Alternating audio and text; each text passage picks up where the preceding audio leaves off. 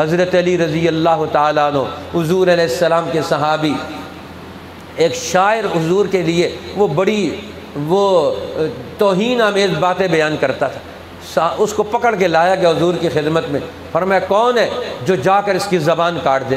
ایک آدمی کھڑا ہوا، حضور میں جا کر اس کی زبان کاٹتا ہوں۔ آپ نے فرمایا بیٹھ جاؤ، حضرت علی کو حکم دیا جاؤ علی جا کر اس کی زبان کاٹ دو۔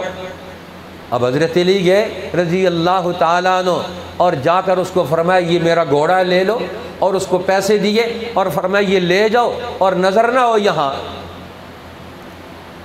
اب واپس آئے تو ساتھ ساتھ لوگ جا رہے تھے کہ حضرت علی نے کیا کیا؟